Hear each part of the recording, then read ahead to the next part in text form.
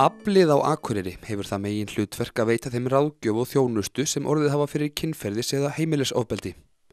Aflið var stofnað árið 2002 og síðan þá hefur þjónustan vaxið ár frá ári og í dag starfa 5 ráðgjafar hjá samtökunum, auk þess sem boðið upp á símavakt allan sólarhringinn. Á dögunum var stigið stórt skref í aðstöðumálum aflsins þegar starfsemin var flutt í nýtt húsnæði. Sögufrægt hús að ræða í innbænum á Akureyri sem rúmar vel starfsemi aflsins og breytingin bæði mikilvæg og tímabær, enda var aðstaðan í fyrra húsnæði ekki til að hrópa húrra fyrir. Þetta náttúrulega bara munar öllu. Núna höfum við 3 viðtalsherbyggi og auk þess skrifstofu sem bara dásamlegt og auk þess fundaherbyggi. Þannig að þetta dálítið annað heldur en þessi 2 herbyggi sem við vorum komið með upp í Brekkugötu. Svo líka bara ótrúlega góður andi í þessu húsi. Maður finnur það bara þegar maður kemur inn. Það var náttúrulega kjallara, svona 2 kjallaraherbyggi sem við vorum með og þetta bara allt öðruvísi. Og svo líka eitt sem við maður talaðum sem það þetta snýr bara út af götunni. Í gamla húsnæðinu þá þurfti maður að labba bak við hús og svona niður kjallartröppur. Og það finnst mér, það pínu í takt við bara hvernig þessi málaflokkur að þróast. Þetta ekkert lengur eitthvað svona bak við hús og inn í kjallara. Þetta bara, þú veist, við tölum bara þetta og fólk tala bara þetta og það vita allir af þessu og það bara ekki þessi feimni og hræðsla við málaflokki. Þannig að það alveg í takt við tíma. Hvernig hefur þróunin verið í starfsemi aflsins á síðustu árum? Já, það hefur verið gríðarleg þróun sérstaklega á þessu ári. Af því að ekki bara fengum við þetta nýja húsnæði, heldur fengum við mjög aukin framlög, fjárframlög frá ríkinu. Þannig að við höfum svolítið getað sprengt okkur út og það hefur verið óbúslega mikil þróun og mikil fagleg þróun og mikla pælingar. Við erum komið með í raun og veru í fyrsta skipti starfsmann í 50% stöðu, bara fastan starfsmann. Það munar mjög miklu varðandi allt utanumhald og við höfum fengið tækifæri auðvitað til þess að sinna endurmenntun og bara svona fundarhaldi. Það var orðið svolítið þannig að fjármagnið það dugði bara til þess rétt að sinna þolendum og það var í raun og veru, og það var enginn sem sinnti má segja ráðgjöfunum. Starfsemin hún hefur ekkert breyst.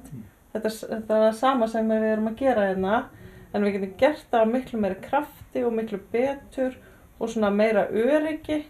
Og þetta skila sér náttúrulega líka inn í samfélagið, þannig að við erum náttúrulega koma fleiri þá í aflið. Ég ætlaði að spyrja því hvernig svona þörfin finnið þið eitthvað fyrir því hvort hún sé að aukast eða hún alltaf stöðug svona þörfin fyrir þjónustu?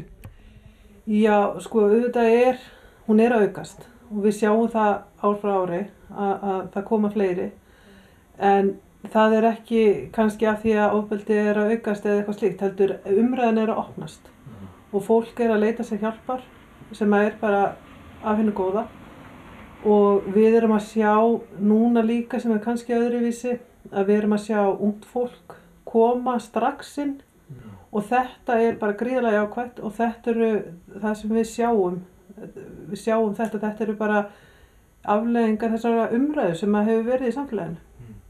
Einmitt.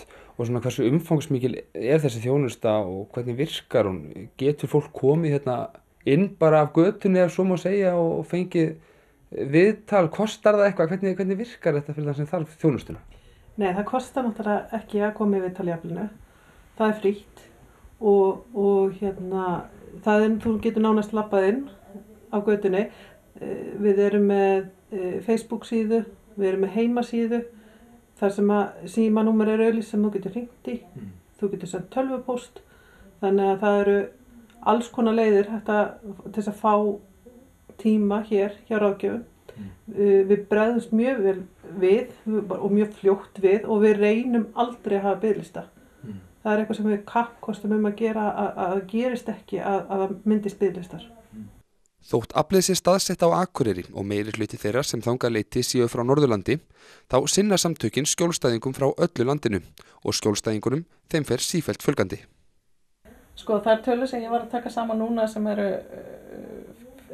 fyrir árið fyrstu 10 mánuðina, þá voru það 1400 viðtöl og það voru 200 skjólstæðingar, var það ekki rétt? Jú, það var rétt.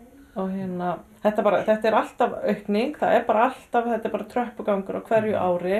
Já, og við sjáum þetta greinilega. Nú kem ég nýinn sem ráðgjafi í september og ég átti að koma inn til þess að létta af ráðgjöfum af því að þeir voru komið með of mörg viðtöl og marga skjólstæðinga á sína könnu. Ég hef aldrei komist í það vegna þess að það voru svo margir sem kom inn. Þannig að allir mínir skjólstæðingar sem ég hef unnið hér eru allir nýjir skjólstæðingar og það er bara frá því í september. Viðtöl eru stór hluti af starfsemi Aflsins en þó er einnig mikilvægt að geta sinnt kynningarstarfi og fræðslu. Það skiptir gríðarlega miklu máli að því að einhvers staðar eru okkar fólk og okkar ráðgjafar sérstaklega eru mjög miklu sérfræðingar í þessum málaflokki á annan hátt heldur en svo margir aðrir sérfræðingar. Þannig að það er mjög mikilvægt að við séum mjög öflug í samstarfi við í raun og veru hið opinbera kerfi og tengjumst því á sem flestan hátt. Og það bara sem betur fer höfum við geta aukið mjög við núna en það er mjög mikilvægt og einmitt líka þetta með að fara í skólana og fara bara að hitta hópa af fólki. Ég meina hér eru alls konar klúbbar og alls konar sem við höfum reynt að fara í heimsóknir til eftir sem hafa borist óskir það.